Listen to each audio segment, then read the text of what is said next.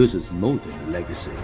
This is a source of inspiration, sharing the journey of discovery. PSN College of Engineering and Technology. நாள்தோறும் தொடர்ந்து headphone பயன்படுத்துவதால் செவித்திறன் முற்றிலுமாக பாதிக்கப்படும் அபாயம் உள்ளதாக எச்சரிக்கின்றனர் மருத்துவர்கள். நவீன தலைமுறையினர் முக்கிய பிரச்சனையாக செவித்திறன் பாதிப்பு மாறியுள்ளது. நவீன யுகத்தில் ஹெட்போன் இல்லாதவர்களை பார்ப்பதே அரிது.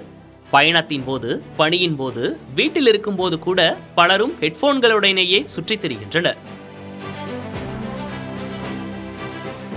படம் பார்ப்பது, பாடல் கேட்பது, விளையாட்டுகள் என எல்லாவற்றுக்கும் இவை இன்றியமையாததாக மாறிவிட்டது. சிறு குழந்தைகள் முதல் முதியோர் வரை இதில் யாரும் விதிவிலக்கல்ல. ஆனால் இரைச்சலுக்கும் இசைக்குமான வேறுபாட்டை நம்மில் பலர் அறிவதில்லை. அதீத சத்தத்தை செவியின் அருகே வைத்து கேட்கும்போது அது செவித்திறனை பாதிக்கிறது. இந்நேரமும் ஹெட்போனுடனே சுற்றித் திரிபவர்களுக்கு 70 வயதில் ஏற்படும் செவித்திறன் இழப்பு 40 வயதிலேயே ஏற்படக்கூடும் என மருத்துவர்கள் எச்சரிக்கின்றனர்.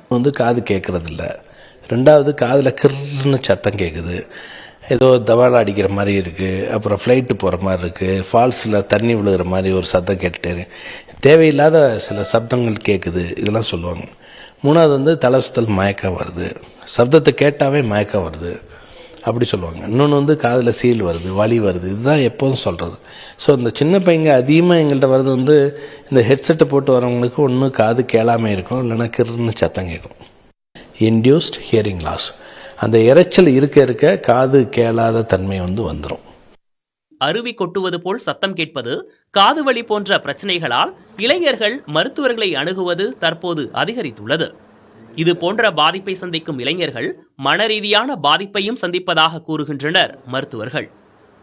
இப்போ நீங்கள் டெய்லி கேட்டுகிட்டே இருந்தீங்க, 7 மணிக்கு நீங்கள் கேட்டுட்டே இருந்தீங்கன்னா ஒரு நேரத்தில் அந்த சவுண்டே இல்லாதப்போ உங்களுக்கு கேட்குற மாதிரியே தோணும்.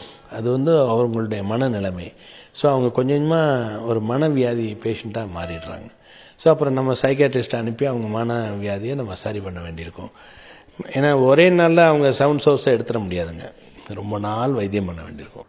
கூடுமானவரை ஒலி அளவை குறைப்பதும், அதிக அளவிலான சத்தத்தை தரும் ஹெட்போனை பயன்படுத்துவதை தவிர்ப்பதும் செவித்திறன் மட்டுமின்றி மனநோய் பாதிப்பிலிருந்து நம்மை பாதுகாக்கும் என மருத்துவர்கள் தெரிவிக்கின்றனர்.